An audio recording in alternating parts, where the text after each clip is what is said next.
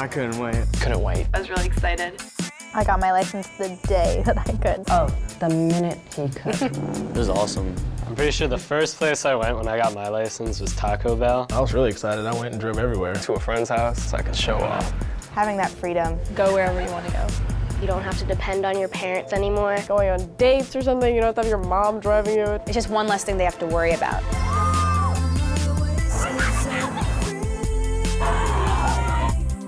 I can just leave my house and I don't really have to tell her like what I'm doing. It's fun to be with your friends in your car and listen to music. 16 is when you start becoming more mature. Yeah. I think.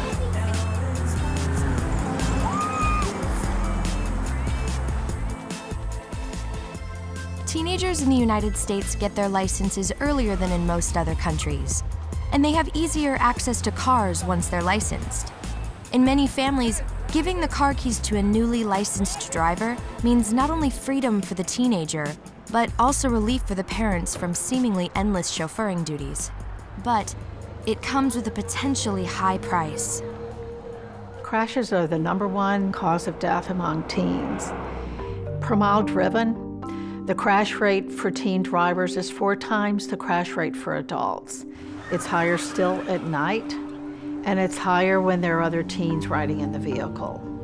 It's the highest still right after they get their license. In fact, the crash rate for 16-year-olds is twice as high as the crash rate for 18 and 19-year-olds. During the learner permit, when teens are doing practice driving with their parents in the car, crash rates are really low. That's a very safe way for teens to drive. But once the teen begins to drive without their parent in the car, crash rates skyrocket.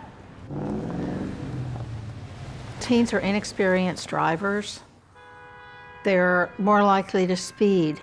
I think it's fun. Going 80, 85. I end up rushing a lot. They make more driving errors. I almost hit a person like a week ago. They take corners too fast. Yeah, I flipped over my car. They may follow too closely. And I rear-ended them. They're not always able to handle a hazardous situation that pops up for the first time. Driving in bad weather, for example. It was raining outside and we like skidded and like slid. An adult driver just has more experience handling a situation like that.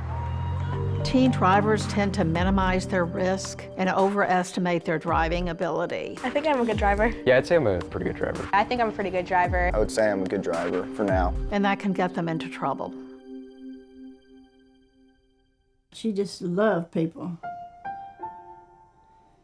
She made friends easy, and she had a lot of friends. Brenda was a good student. She loved to learn. She was really looking forward to going to college. And I never will forget when she had been watching the mail close for her acceptance letter to see if she got into JMU. And she went to the mailbox that day and she came on back. She come through that door and she said, "Yes, yes, yes." And she opened up the envelope, you know, and she looked and she read it. And I can see her now. She just, "Yes, yes, yes," she said. It was a beautiful January day. The sky was so pretty and blue and the sun was bright. And it was just a lovely day. And that particular day, she didn't have to be to school till 11 o'clock. She sit there and she ate a bowl of cereal and she changed clothes 3 times before she left. When she got in the truck, she put a seatbelt on. When she sit in a vehicle, if she was going to drive or if she was riding, she always put a seatbelt on. And anyway, that morning the police scanner was on, and I just, in the back of my mind, I heard them say that there had been a bad accident on Route 130. And I get on down there, and there's a fireman in the road, you know, directing traffic, and I can see a truck, and I could see the bumper, and I saw the sticker. And I knew it was our truck. So I pulled over to the side of the road. And I asked that fireman, I said, "The little girl driving that truck," I said, "is she hurt bad?" He said, "Are you kin to her?" I said, "Yes, I'm her mother." And by that time, 2 rescue squad workers, one got one side of me and one got on the other side. And I said, the little girl driving that truck, I said, "Is she hurt bad?" And the woman said, "Yes, ma'am." I said, "Is she dead?" She said, "Yes, ma'am."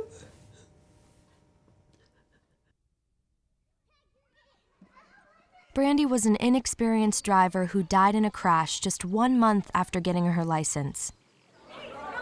Inexperience contributes to many crashes involving beginners. For 16-year-olds, the first few months of driving is when the risk is highest. Many parents think that driver education is a good way to address some of this risk. It's a good and convenient way to help new drivers learn skills, but parents shouldn't rely on it because poor skills aren't always to blame. Many crashes with young drivers involve their attitudes, not their skills. New drivers of any age have a higher crash risk, but the issue for teens is that they're coupling that driving inexperience with immaturity. I love to blast my music in the car. They're young. Just driving a car, it's like riding a bike. They may be prone to risk-taking. I drive real reckless. The combination of driving inexperience and immaturity is a lethal combination. It leads to a much higher crash risk for new teen drivers. She got her license on her 16th birthday. She got her car on her 16th birthday. She had waited for it. We had waited for it. We were just as anxious for her to have her license as she was to have her license. She was probably the kind of child that every parent would hope to have. She took everything life had to offer and made the most of it. She had danced for almost 15 years. She had been a competitor in gymnastics, percussionist in the band, and she loved everything she did, and she could never get enough. Unfortunately, Shannon was 16. She was a teenager behind the wheel. She was going to a slumber party that night, and Shannon had a passenger in the car, and her friend had passed her, and probably a combination of, let me see what my little 4-cylinder car can do. Rebecca saying, "Come on, Shannon, pass Heidi." And as Shannon tried to pass Heidi, Heidi moved over so Shannon couldn't get by her. Shannon lost control of the car, and she was hooked up to life support for 24 hours, but she got caught up in the spirit of the moment, a little bit of peer pressure, a lot of being a teenager and thinking you're invincible. It won't happen to me.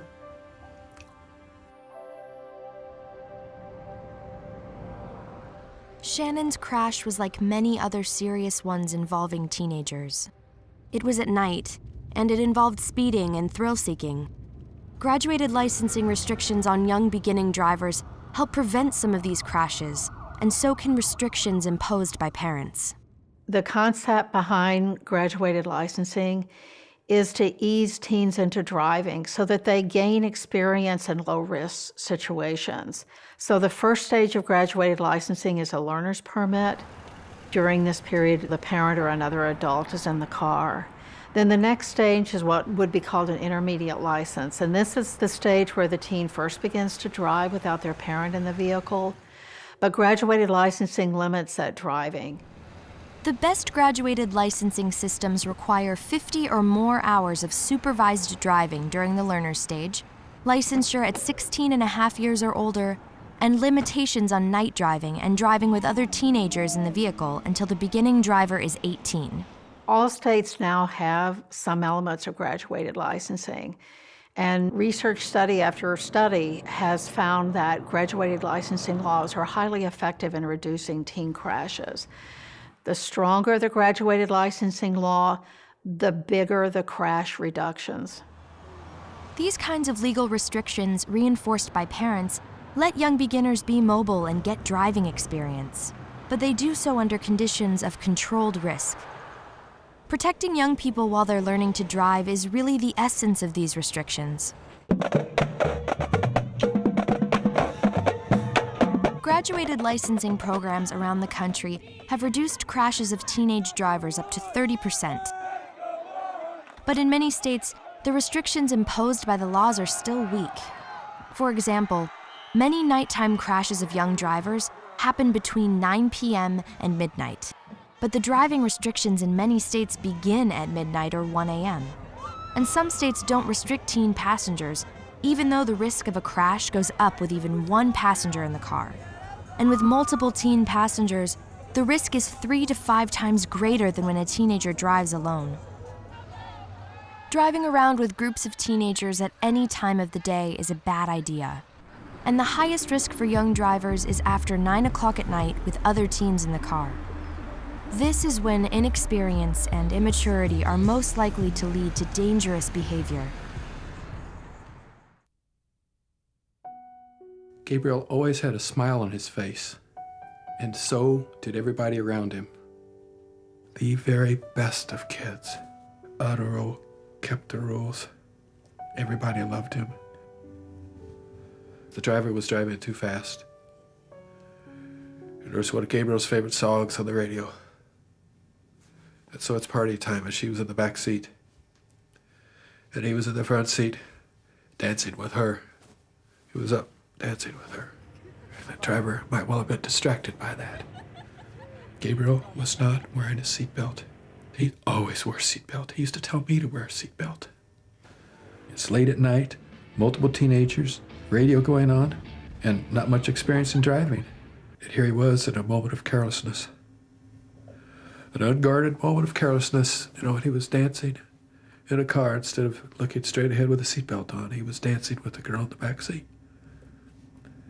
And the driver was carried away also with the party that was going on in his car, as what happened to 16-year-olds. And the driver was not seriously hurt physically. The little girl was not seriously hurt physically. Gabriel's not here anymore.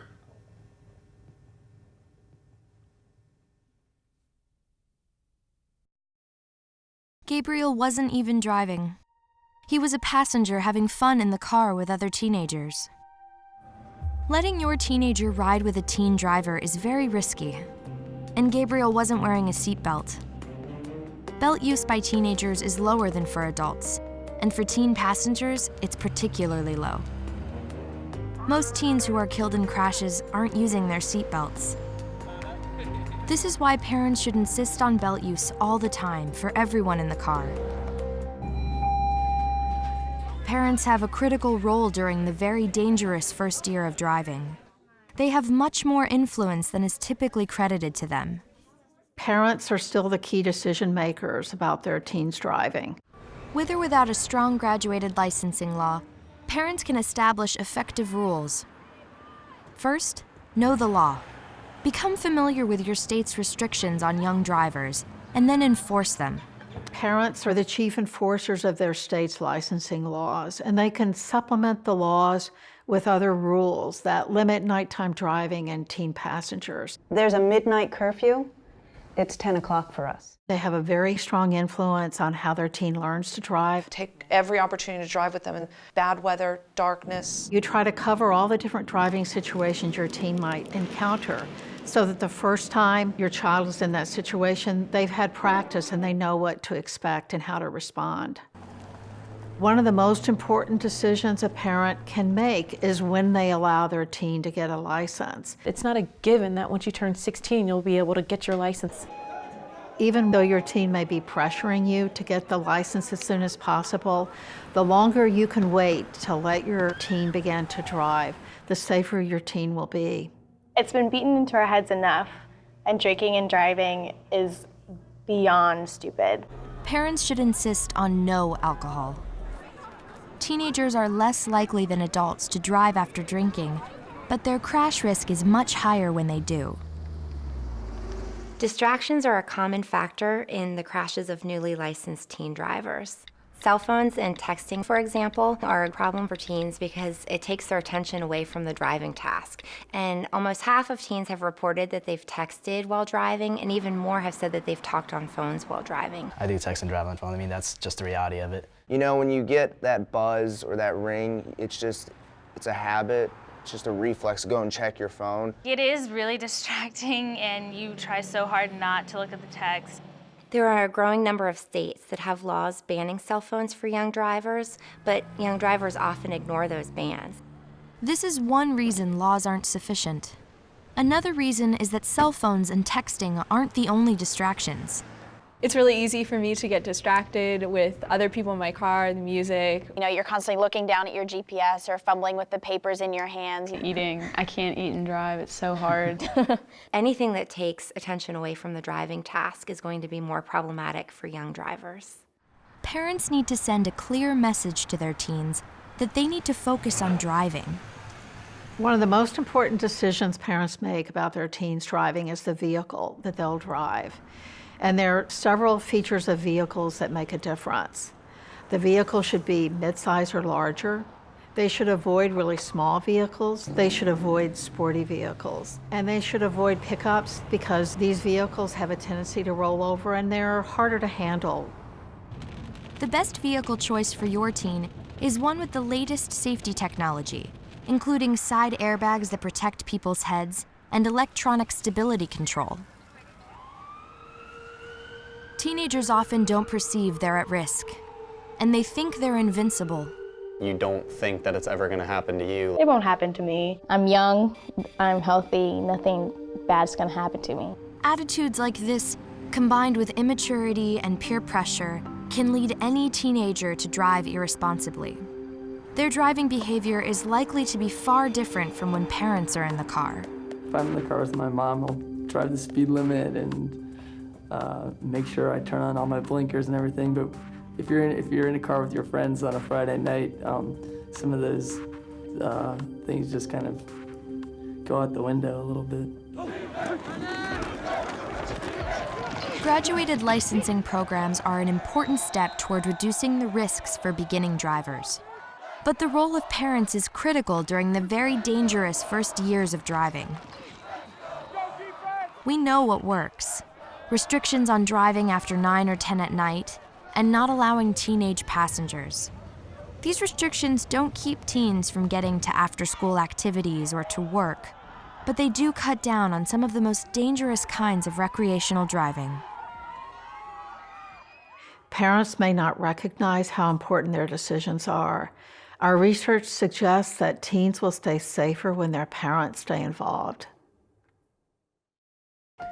We were taking a turn at 70, even though it's advised to take it at 35 or whatever. And we just lost control and just flipped, but we were all good. We were in his driveway, he is in reverse and he floors it and he crashes into a tree. She didn't have her headlights on and it was nighttime. And I was like, you know, you need to turn those on.